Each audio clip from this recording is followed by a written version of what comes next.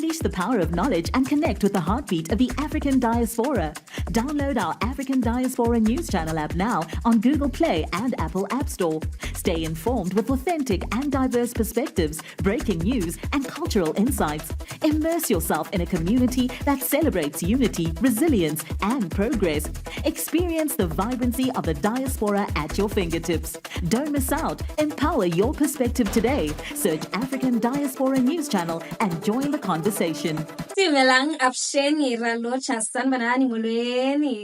name is Naledi Mfoloe, and it is my absolute pleasure to welcome you to the latest edition of the African Diaspora News Channel, where we unravel the stories that shape our world and our communities. The BBC released a headline claiming that Burkina Faso's President Ibrahim Traoré sparked concern at inauguration ceremony in Ghana by carrying a gun. Now, before we even get into the details of that claim, right, let's pause for a moment and ask, why was the BBC concerned? Because Traoré, who's been in the power since September, was seen with a pistol at a public event. Let's unpack this, right? Now, what the BBC failed to mention, despite all the alarm bells that they were ringing, is that those in attendance didn't even flinch. I mean, in fact, they cheered for him enthusiastically, and there's no footage of anyone in the crowd being upset or frightened by President's choice of attire, right? So, in reality, it was a non-issue for the people of Ghana, who, like many Africans, understand the historical context of security and leadership in their countries, and especially for someone like Traoré, who has had 19 assassination attempts. But this didn't stop the BBC from spinning headlines that implied fear, concern, and alarm. The reality, as quickly pointed out by the people on X, is that the only ones truly concerned are those who have been uncomfortable with the trajectory that Traoré has set for Burkina Faso since taking office. And let's not beat around the bush, right? The BBC's concern is less about a gun and more about the rise of a new generation of African leaders who are shifting the balance of power from Western influence.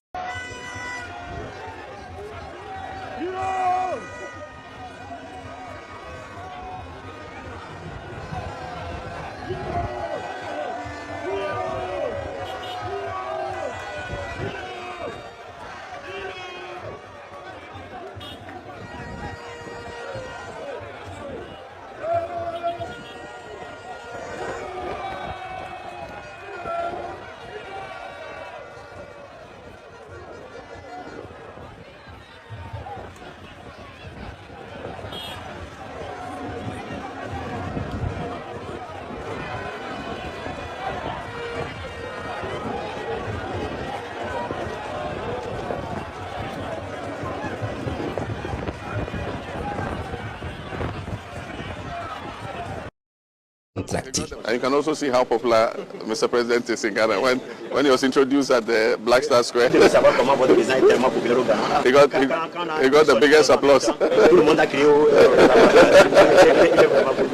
Thank you, my brother. Thank you very much. Yes, good. After him, we have His Excellency Mamadi Doumbouya, who is the President of Guinea-Conakry. And after him, we have the Prime Minister. Traoré, in his short term in office, has actually made headlines for pushing back against French imperialism and expelling the French military from Burkina Faso and actually taking control of national resources, which are decisions that have rifled more than a few feathers in Western capitals, right? Now, if we're being honest, I do think that this concern is really not about security at all. It's about a leader who is refusing to be a pawn in the geopolitical games that have long exploited Africa's people and resources. And the reality is that Western governments and their media mouthpieces, like the BBC, are uncomfortable with the idea of African nations that don't bow to Western demands or remain complicit in exploitation, right? But here's the thing. There's a deeper truth here. There's a reason the story got so much attention, right? The BBC and other mainstream Western media are quick to scrutinize African leadership, especially when it comes to figures like Traore, which are leaders who actually challenge the status quo. And it's almost as if there's an expectation for African leaders to behave in a way that aligns with Western interests. And the moment a leader like Traore shows courage to make bold, independent decision, that's when the alarm bells go off, right? And as an African person watching this unfold, well, it's not surprising. I mean, I've seen how African leaders, especially those who dare to challenge the West, are often portrayed as problematic, reckless, or unstable, even if their actions are in the interests of their own people, like kicking out foreign military forces or redistributing wealth and resources. There's this constant pushback from the West. But let's be clear, this isn't about the gun. This is about the power dynamics being threatened, and it's time we all start asking ourselves, why are Western news outlets so quick to attack African leadership? Why are they comfortable with African leaders who align themselves with Western powers and policies that have historically harmed their own people? And to me, I think that the real takeaway from the story is not a man carrying a gun. It's about a birth of a new Pan-African consciousness that is making waves across the continent. A generation of leaders like Traore who are demanding respect for Africa's sovereignties and putting their people first.